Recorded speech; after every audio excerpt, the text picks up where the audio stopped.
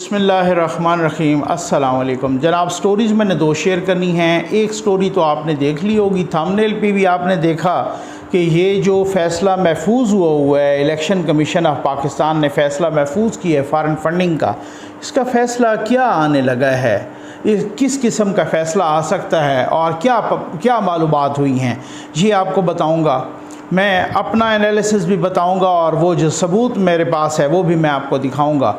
और इसके साथ ही इससे पहले मैंने ये शेयर करना है जनाब कि बात ये है कि अभी आज लाहौर हाई कोर्ट ने हुक्म दिया है इलेक्शन कमीशन ऑफ पाकिस्तान को कि वो मखसूस सीटें, जो 5 मखसूस सीटें थीं पीटीआई की, वो बहाल की जाएं पंजाब असम्बली में। ठीक है, 25 लोग डिसीट हुए थे, 20 पर तो जनरल इलेक्शन ज़िमनी इलेक्शन हो रहा है, वो तो सीटें 20 और 5 सीटें जो है ना वो ख़वातीन की मखसूस जो भी सीटें थी वो बहाल की जाएं।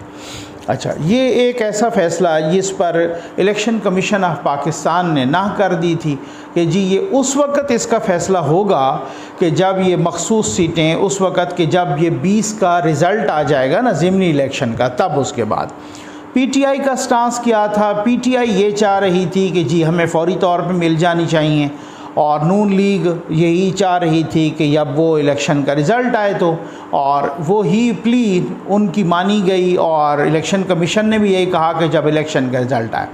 अच्छा, पीटीआई के वकला कौन से आइन के आर्टिकल को वो बता रहे थे अदालतों में भी और कोट कर रहे थे।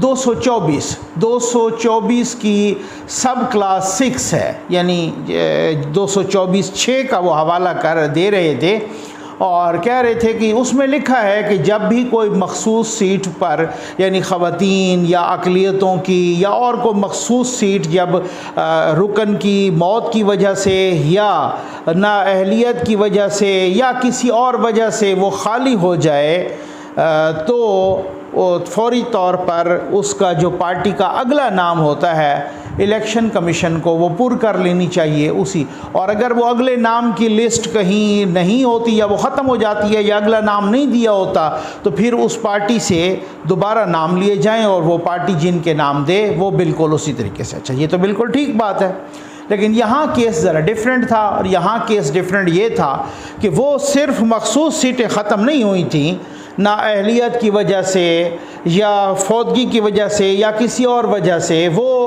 ख़त्म नहीं हुई, बल्कि वो जो उसके साथ 20 सीटें हैं वो भी ख़त्म हो गई। क्योंकि मखसूस सीटें किसी पार्टी को कैसे अलाट की जाती हैं, वो एक फार्मूला बनता है ना। मसलन मैं वैसे ही मिसाल देने के लिए कह रहा हूँ कि अगर किसी पार्टी ने 50 सीटें ली हैं तो मखसूस को मिला के हो सकता है उसकी 60 या 64 बन जाएं। अगर किसी ने पार्टी ने 70 सीटें ली हैं तो उसकी वो 85 या 90 बन जाएं। अगर किसी पार्टी ने 100 सीटें ली हैं तो हो सकता है उसकी 120 125 बन जाएं। तो ये एक पर्टिकुलर फार्मूला है। उस फार्मूले के तहत जितनी आपकी जनरल सीटें होंगी उस फार्मूले में रखेंगे और फिर आपकी मखसूस निकल आएंगी। वो इलेक्शन लाज में है, वो फार्मूला आपको पता है। अब मसला ये है कि जब वो सीटें ही डिस्टर्ब हो गई तो फिर तो डेफिनेटली वो फार्मूला ही डिस्टर्ब हो गया।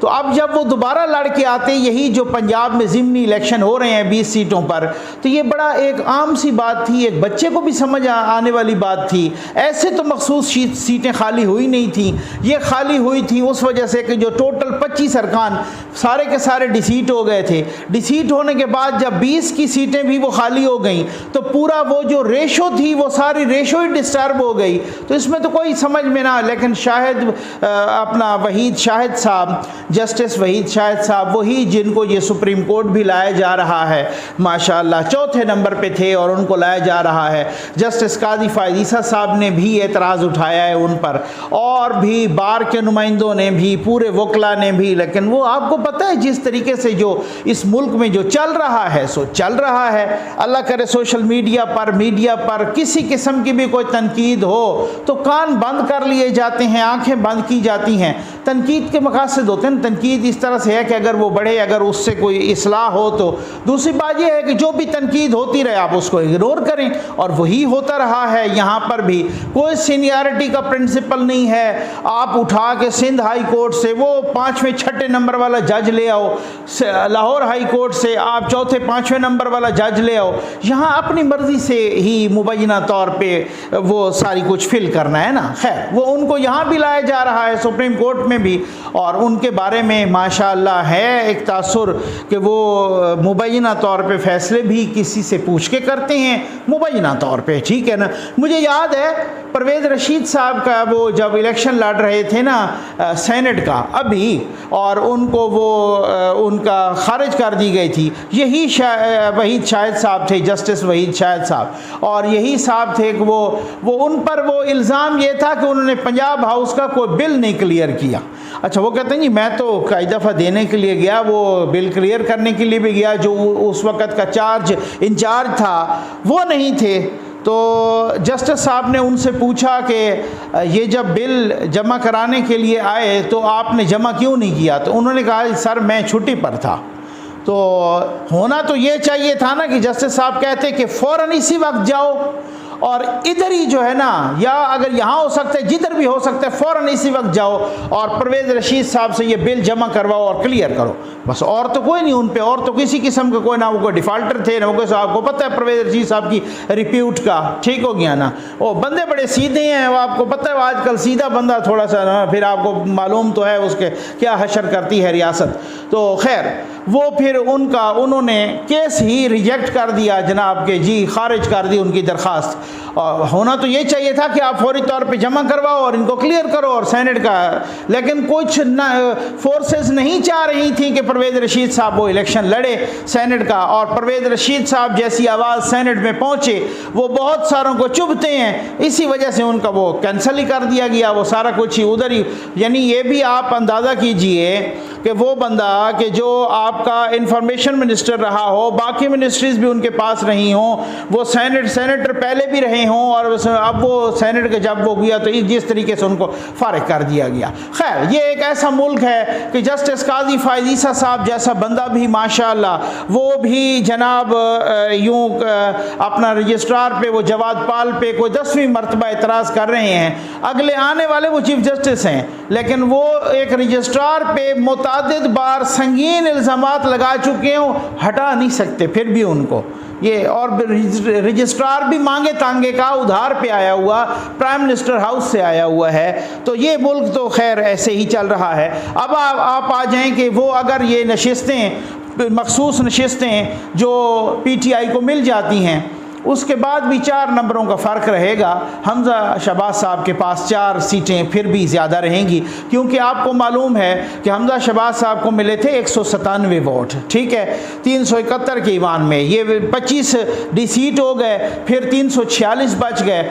उनके अपने पार्टी के 166 हैं, 7 पीपल्स पार्टी के हैं, 3 उनके पास आज़ाद हैं, 1 उनके पास राय हक पार्टी का।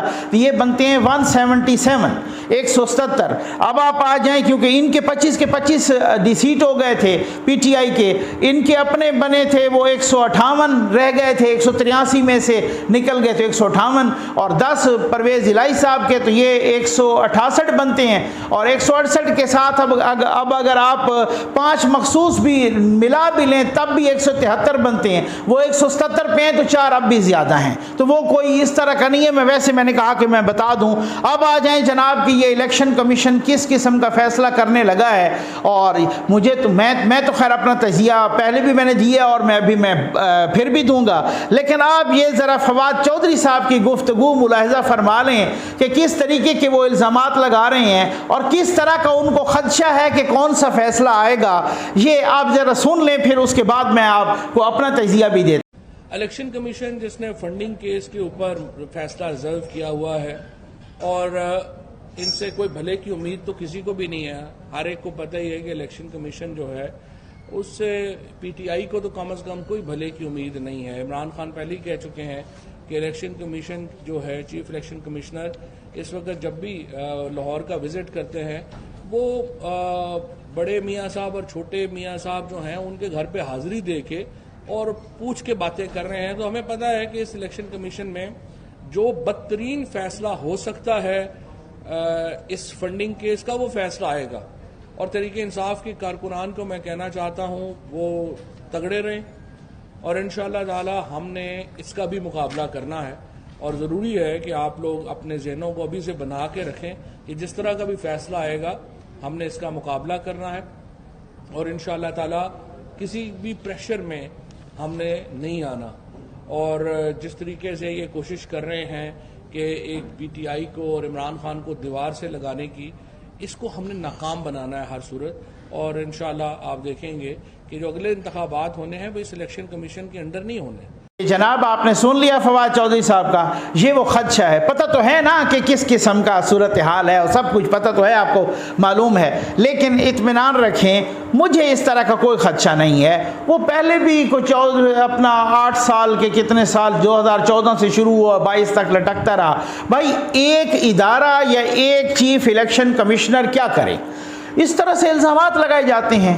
कभी किसी की वीडियो जारी की जाती है, किसी को वीडियो की धमकी दी जाती है, और जनाब कभी कोई जासूस निकाल के वो पता नहीं ऊपर तौलिया डाल के इससे, अब नहीं पता नीचे से कि वो जासूस थे, वो मुराद सईद थे, वो क्या थे, मतलब मुझे समझ नहीं, मुझे कोई पता नहीं है। वो कभी जासूस निकाल के तो कभी कोई किसी बंदे को वो करके, तो इस तरीके से वो किया जाता है। और फिर आप उसके बाद देखें, फिर आप खुद समझदार हैं, उसमें देख लें कि क्या सूरत हाल है और क्या अख्तियार करते हैं। मेरा अपना जो एनालिसिस है, मैं जो पहले भी दे चुका हूं, मुझे नहीं लगता ये जो अपना बहुत सारे एसेट्स वो होते हैं ना, बहुत सारे अपने कीमती एसेट्स रखते हैं ना इमरान खान साहब जैसे, अब उनको नाअहल करार दे दिया जाए तो वो सारे का सारा उनका एसेट ही ज़ाया हो जाएगा। तो ये नहीं लगता मुझे, हो सकता है इस तरह का, पहले तो पता कोई नहीं कि फैसला आता कब है, और अगर आ भी गया तो फिर भी मुझे लगता है कि वही कि जी वो जो फंडिंग है ना वो कॉन्फिस्केट करो, वो जब्त करो और सरकारी खजाने में जमा कराओ, और बस आप हाजी हो सारे।